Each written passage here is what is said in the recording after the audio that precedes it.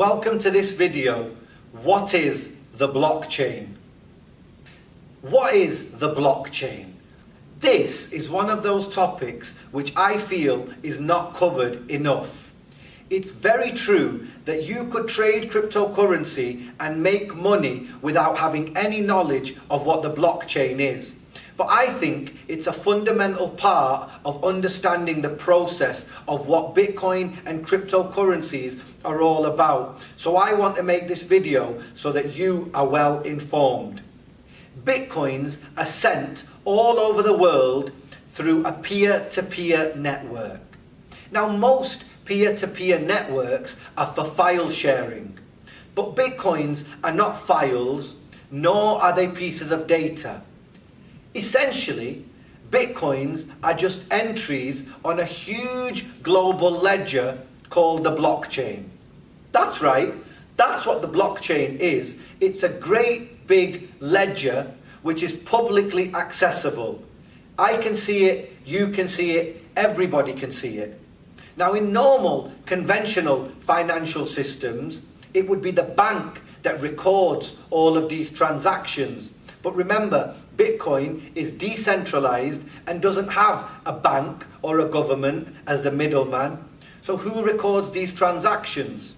Well, it's people like you and me, and there's millions of volunteers like us out there in the world who basically record these transactions, and they do it at the same time to make sure all of the transactions are done correctly.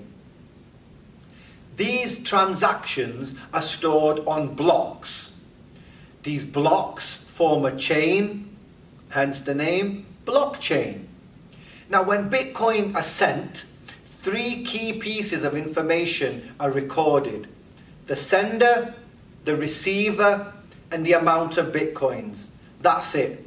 Remember, we talked about this. There's no names, there's no date of birth. It's just the sender, the receiver, and the amount of Bitcoins. Those three pieces of information are announced to the whole network. These volunteers record all of these transactions onto the blocks.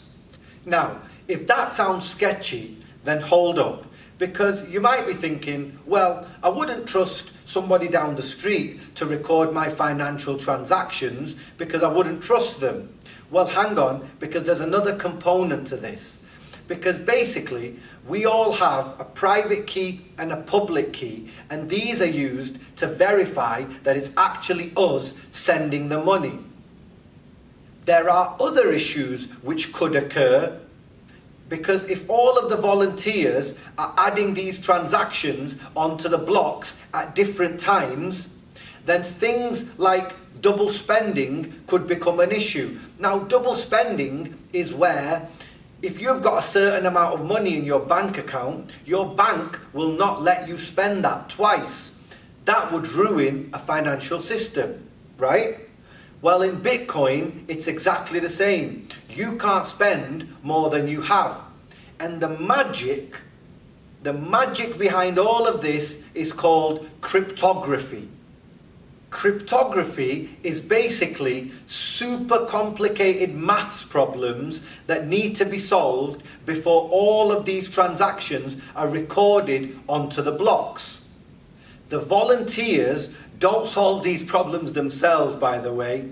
These problems are solved by supercomputers. And these supercomputers are very expensive, super complicated to get set up, and also they need to be running 24/7. When the computer solves the problem, it is the one chosen to add those transactions to the blockchain. Well, you must be thinking, what's in it for the volunteers? And I'm going to tell you.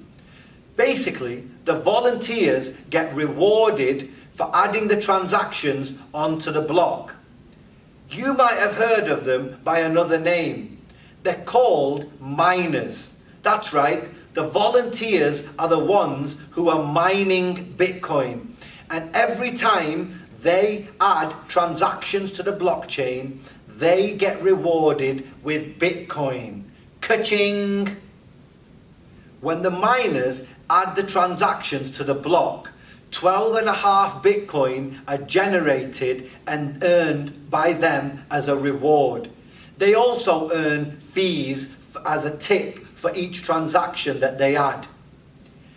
Every 210,000 blocks that are added, the amount of Bitcoin generated as a reward is halved. So when Bitcoin first started, you used to get 50 Bitcoin as a reward, but it was worth pennies then. Later on, that became 25 Bitcoin, and it's currently now 12.5. As time wears on, that will continue to go down, and it's estimated that 2140 will be the last year that Bitcoin is mined. So it should be mined for a long while yet. Now I know that that's a lot of information for you to process, so I'm going to hold this video there. If you've got any questions about this topic, feel free to leave them in the comments and we'll do everything we can to answer them. We'll see you in the next video.